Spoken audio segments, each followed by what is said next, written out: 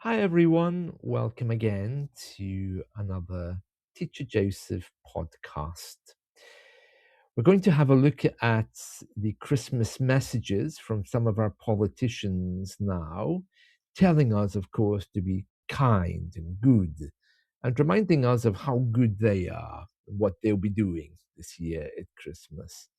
It's a little bit strange and creepy because you don't expect them to be telling you how you should be living your life, especially at Christmas time.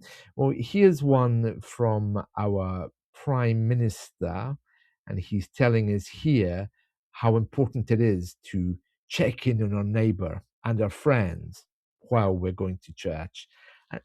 I don't know what planet he lives on, but let's have a listen and you can decide. So call round to a neighbour, check in on a friend or a relative who you haven't heard from for a while.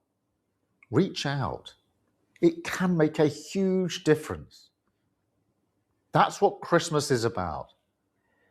So whether you're at home this evening, heading to work, heading to church, or maybe heading to the pub, let's look forward and celebrate the joy and hope that Christmas brings. From my family to yours, to everyone in the United Kingdom, I hope you all have a very happy Christmas.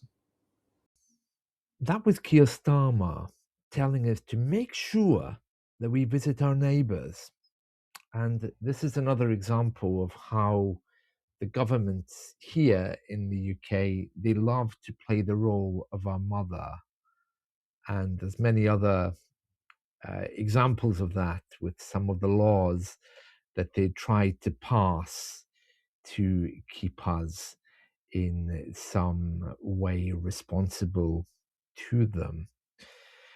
Right, let's move on because we want to hear. I think the next one is going to be Ed Davey. He's the Liberal Democrats leader. Let's have a listen to hear what he is saying in his Christmas speech. As a Christian, I think it's a great symbol of the Christmas message of generosity, love, and hope, of light in the darkness. So, Merry Christmas from my family to yours.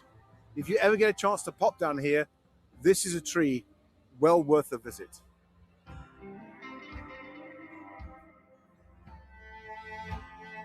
By now, Christmas would not seem like Christmas without the Trafalgar Square tree and the carols which greet it when its lights go up.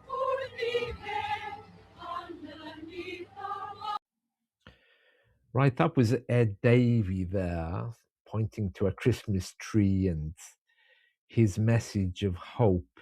You can see a pattern here. They're all talking about the light in the darkness and from their families to ours. I don't know. I just can't think that I've got enough in common with these people to want them to be anywhere near me.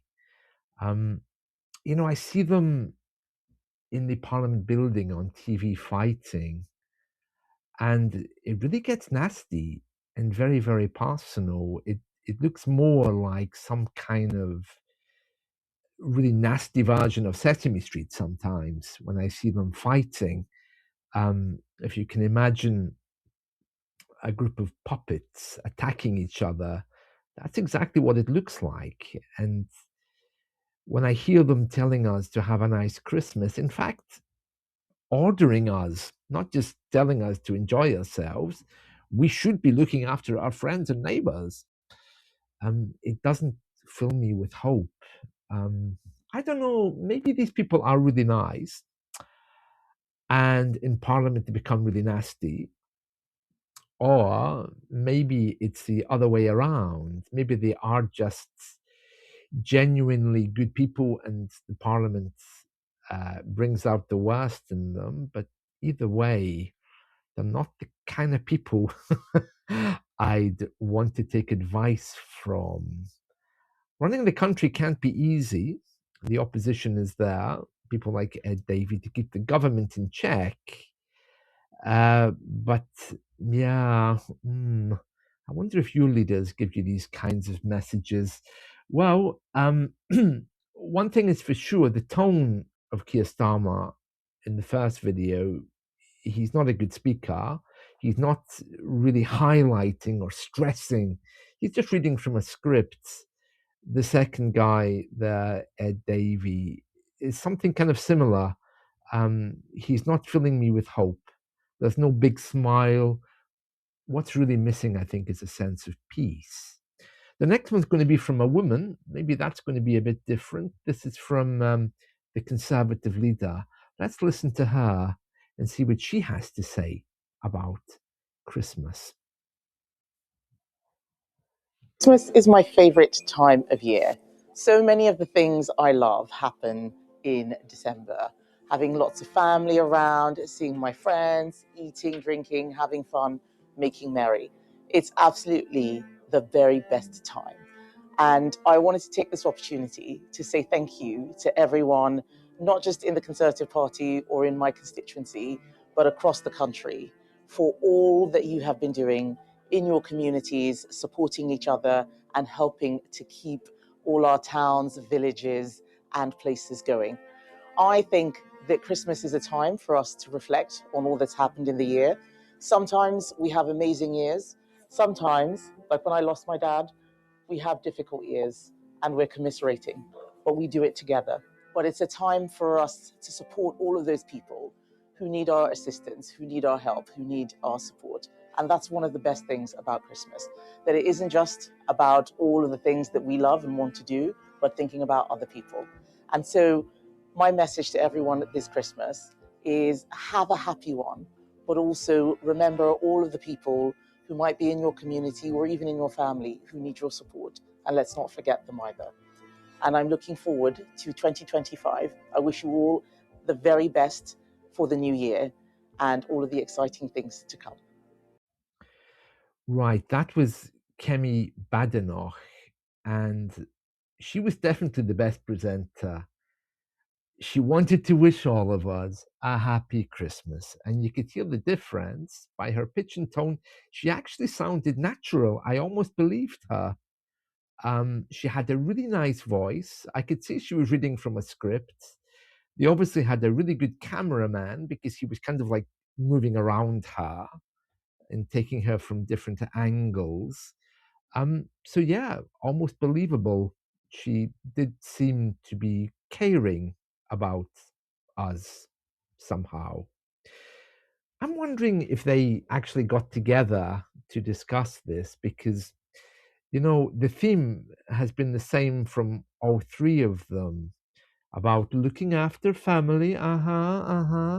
So I kind of get the idea that maybe they come up with a theme in advance. I mean, surely they could say something different and be more original. But the last one, yeah, I almost believed her that she actually cares about us.